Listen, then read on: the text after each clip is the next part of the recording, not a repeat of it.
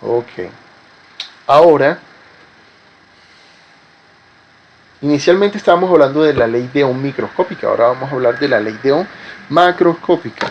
Y nosotros llegamos a una expresión, no lo voy a demostrar porque esto lo hicimos en clase, recuerden que esto es un repaso, llegamos a esta expresión, que la resistividad, o la resistencia, perdón, la resistencia era igual a que a ρ, que es la resistividad, por la longitud del conductor sobre el área.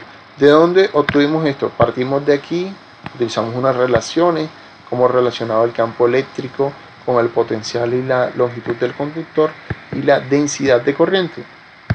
Y llegamos a esta expresión. Pero lo importante de esta expresión es, miren, entre mayor sea la resistividad del material, si utilizo cobre, pero si en lugar de cobre utilizo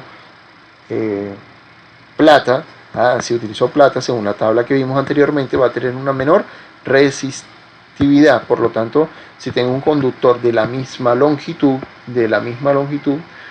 voy a tener menor resistencia. Pero si yo ahora incremento mi longitud del conductor, tengo un conductor más largo, si tengo un conductor más largo, claramente mi resistencia va a ser mucho mayor. Pero si yo esto lo compenso con un conductor de mayor diámetro, entonces si yo incremento el diámetro en mi conductor, ¿qué estoy logrando? Disminuir la resistencia. Esta es la interpretación que es muy importante en esta parte de nuestro curso. Recuerden que la unidad de la resistencia que dijimos que era el ohm, ¿sí? Es el ohm, es la unidad.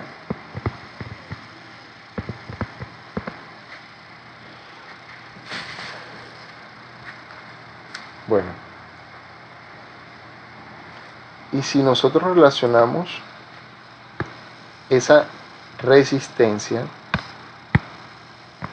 con el campo y la densidad de corriente, podríamos llegar a esta expresión macroscópica de la ley de Ohm, que dice que la diferencia potencial es igual a la corriente por la resistencia, ¿sí?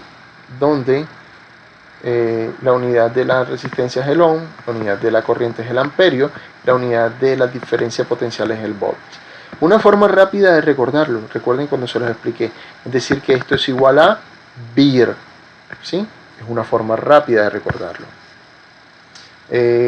Bueno, recuerden que ya ustedes hicieron un laboratorio al respecto, donde hablamos de materiales óhmicos y materiales no óhmicos como el semiconductor. Si realizamos un gráfico de un material óhmico como un resistor, de un gráfico de B contra I, que vamos a tener una relación lineal entre esas dos variables. Y esa pendiente va a ser 1 sobre R. Recuerden que en el laboratorio lo hicimos de forma inversa. Aquí colocamos diferencia potencial y en el eje de las X colocamos la corriente. Entonces la pendiente inmediatamente nos está dando la resistencia, ¿sí? Ahora, ¿por qué es un material óhmico? Porque la relación entre estas dos variables es una relación lineal, mientras que en un semiconductor esta relación no es lineal, por lo tanto no cumple la ley de Ohm. Por lo tanto, el resistor es un material óhmico y el diodo es un material no óhmico.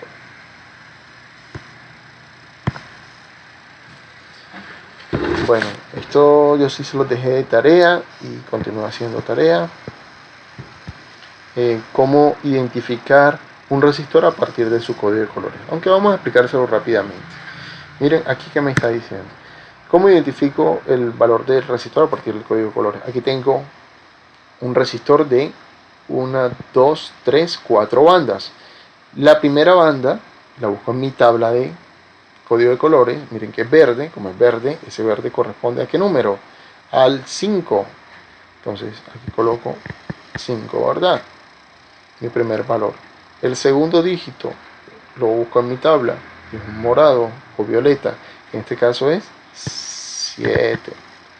Ahora, mi tercera banda, esta sí es importante, es la multiplicadora. Entonces, ¿qué debo hacer?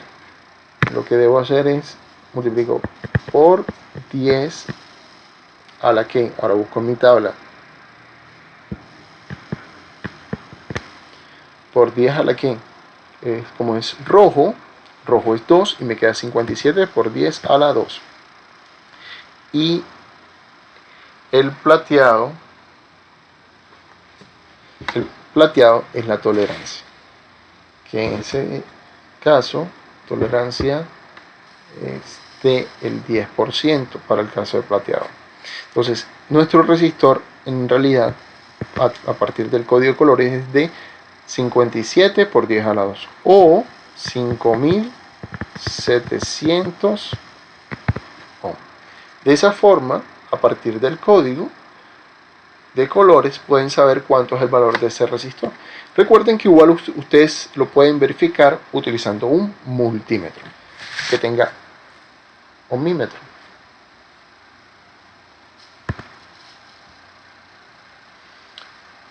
Ahora les voy a hablar de la fuerza electromotriz. ¿Qué es la fuerza electromotriz? La fuerza electromotriz es la que aplica esa diferencia potencial en nuestro circuito, que provoca el campo eléctrico dentro del conductor. Por ejemplo, si tengo un circuito con un conductor y ese campo eléctrico es el que provoca el movimiento de las cargas, ¿sí? Ese movimiento de las cargas. Y ese movimiento de las cargas me va a provocar una corriente.